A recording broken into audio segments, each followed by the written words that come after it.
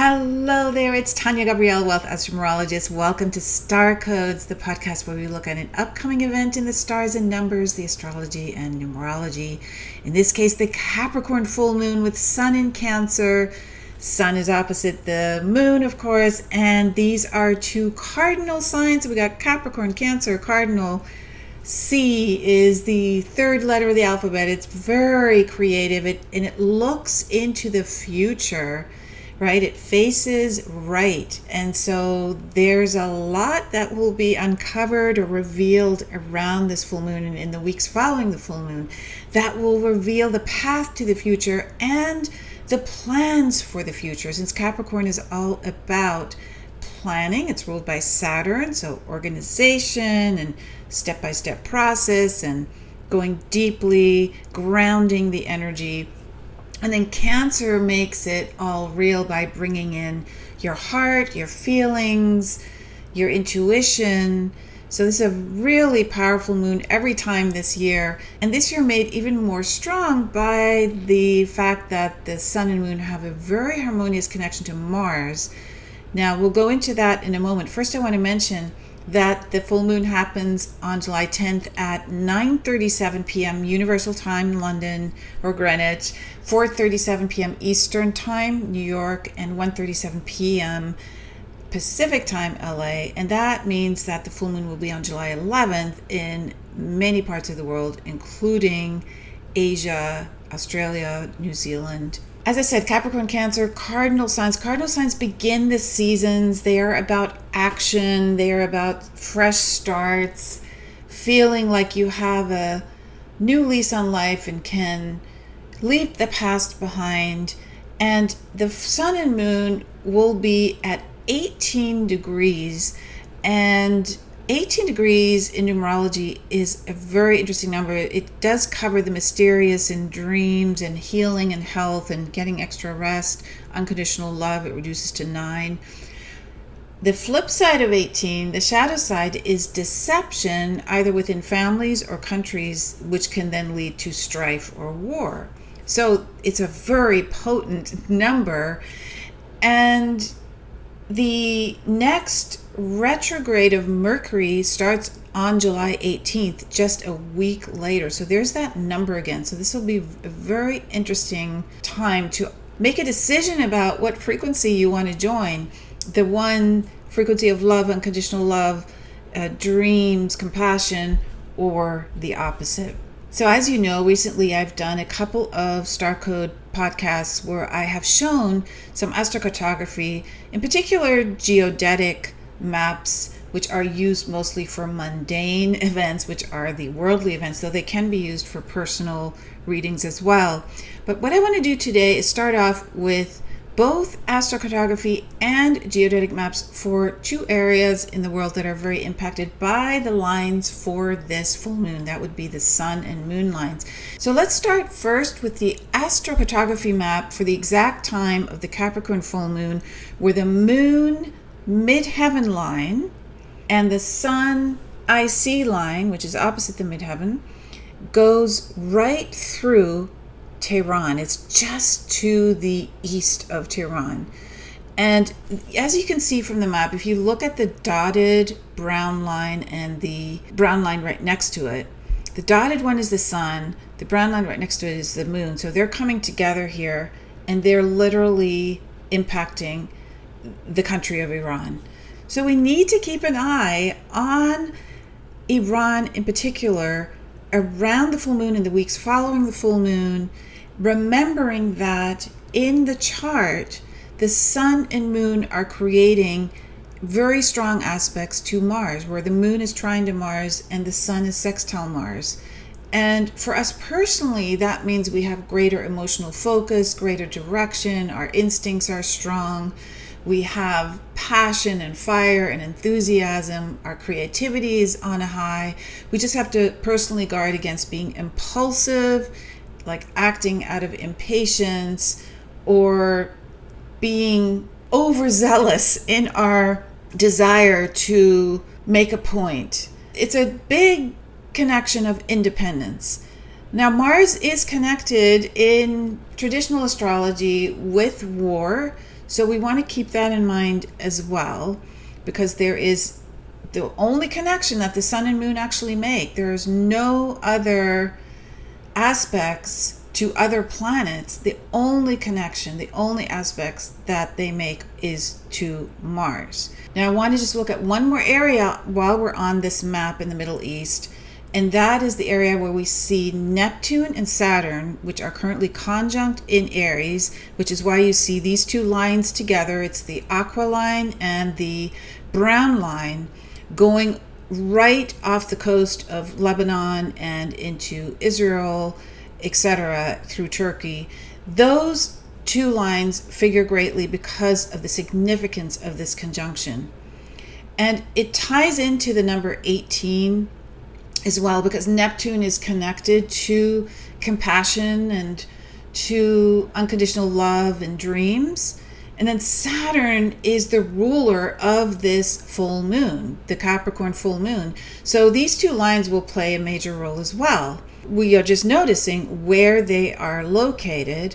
And on the map, this is the Saturn and Neptune ascendant line. So each of these lines is connected to one of the four angles in astrology. And in this case, Saturn and Neptune in this part of the world are the ascendant line, which is a very powerful part of the map as well. I want to show you one more area in the world where we're going to now use the geodetic mapping in astrology, which is the very, very ancient form of astrocartography that was used for mundane astrology, looking at maps based on nations.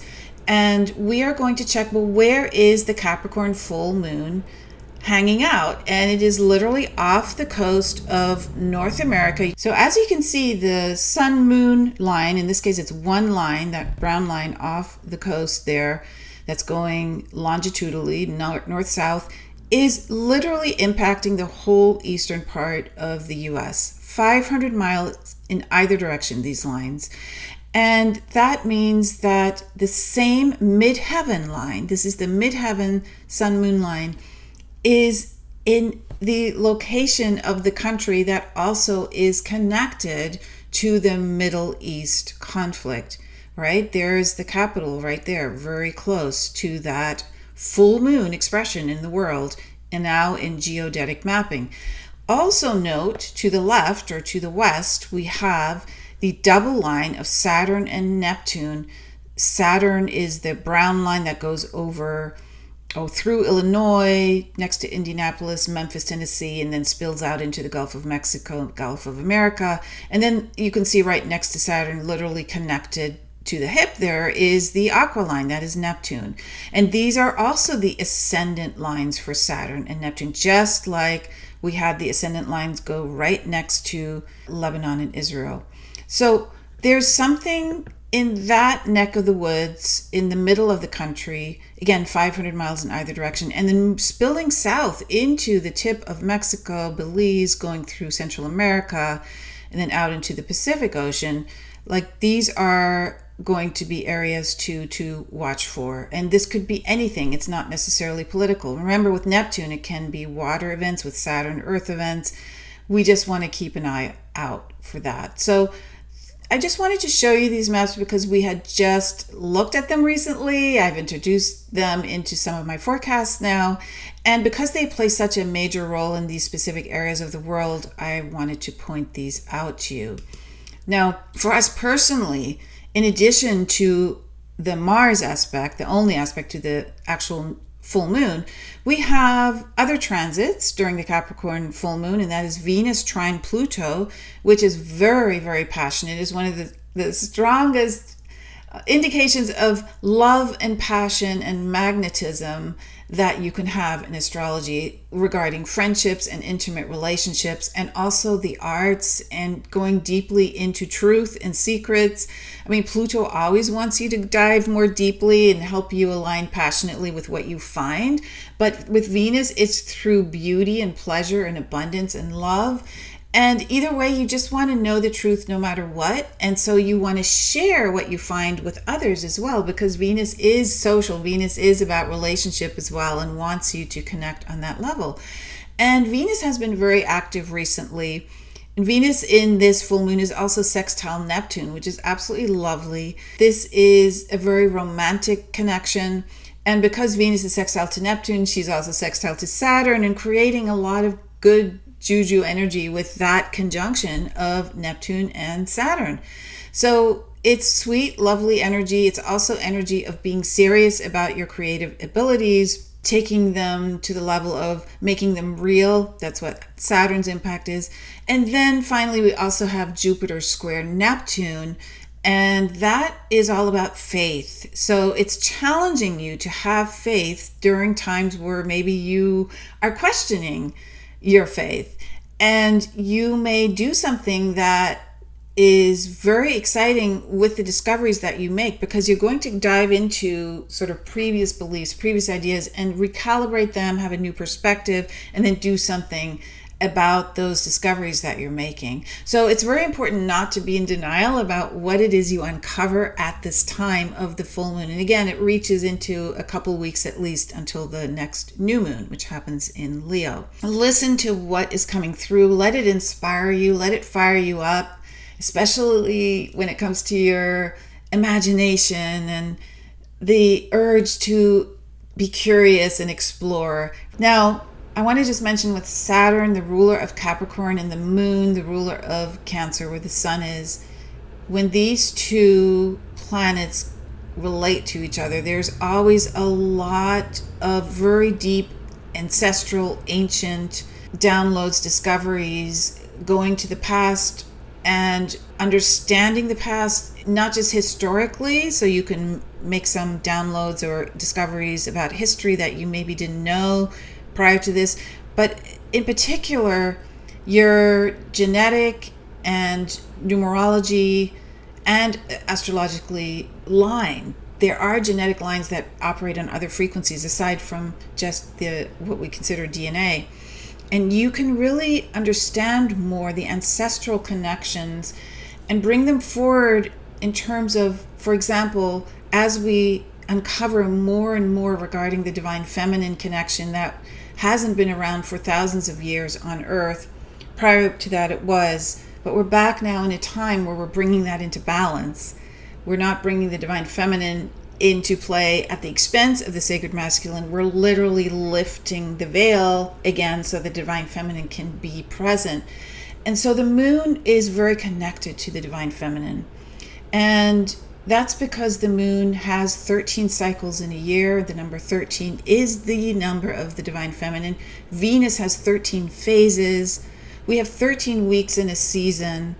And the number 13, which has been castigated as negative and even evil, is now coming back in a very beautiful way, because it is a number that we really need to tune into.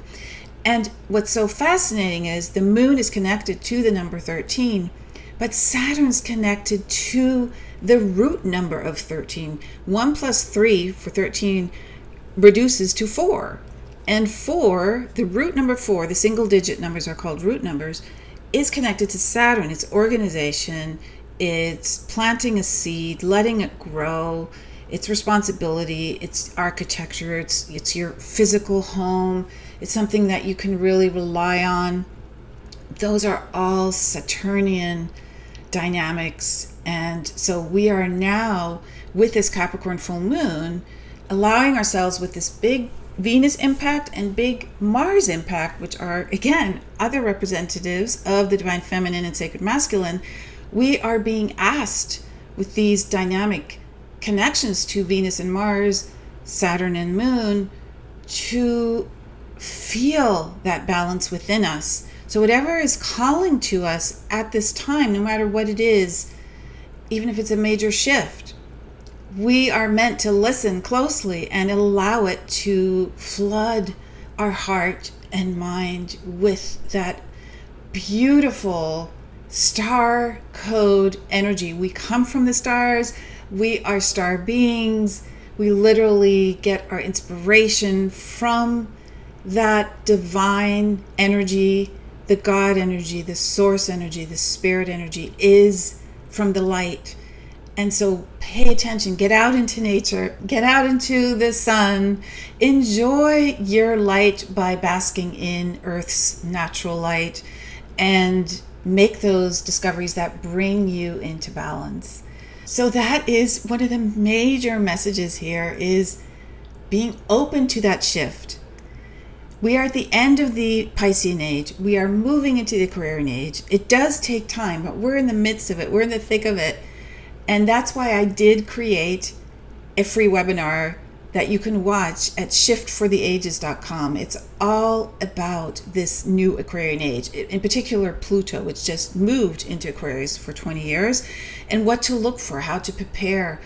And we look at 11 previous, like ancestral periods where Pluto was in Aquarius, and see that perspective in history. And we look at an ancient Hellenistic forecasting technique regarding Pluto and Aquarius, and we also look at the most recent period, 1777 to 1798, and what it tells us about the likely outcomes between Pluto and Aquarius from 2024 to 2044. So enjoy that free masterclass at shiftfortheages.com.